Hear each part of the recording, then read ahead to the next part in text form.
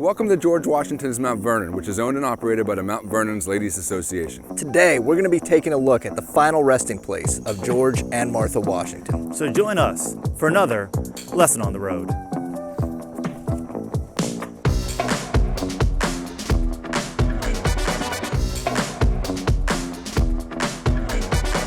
In 1799, George Washington's will stipulated that a new tomb be built to replace the old tomb. And in 1831, Washington and family descendants were moved into the structure that you see right next to us. The old tomb at Mount Vernon was the original resting place of George and Martha Washington. In his will, George Washington dictated that a new tomb should be built, as the old tomb was small and in poor condition. The old tomb only measured 12 by 7.5 and contained 22 Washington family members. On the interior of the new tomb are two marble sarcophagi which hold the remains of George and Martha Washington. George Washington's sarcophagus is decorated with an eagle and a shield which rests on an American flag.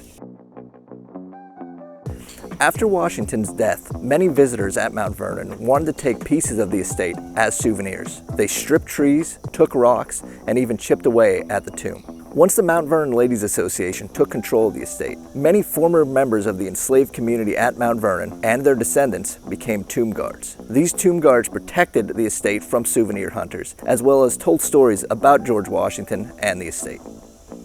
In 1860, the Mount Vernon Ladies Association opened up Mount Vernon for the public. Unfortunately, 1 year later, the Civil War broke out, placing this property right in the middle of a war zone. Fortunately, Mount Vernon was able to gain a neutral status, and unarmed soldiers from both sides could come here and pay their respects to America's first commander-in-chief. However, some of them, while they were here, did take the liberty of inscribing their name, date, or initial onto the wall to my right.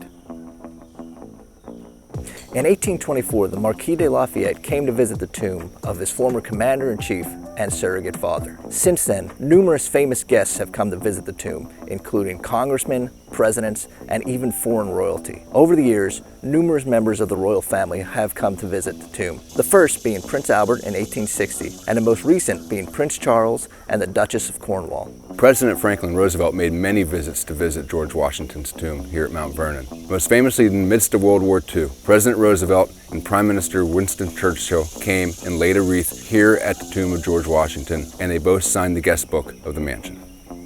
Thank you for joining us today at George Washington's Mount Vernon. Next time you're at Mount Vernon, make sure you pay your respects to the final resting place of George and Martha Washington. That's Mr. Graham. That is Mr. Gimbi. That's Mr. Raymond. Thank you for joining us for this lesson on the road. We'll see you next time.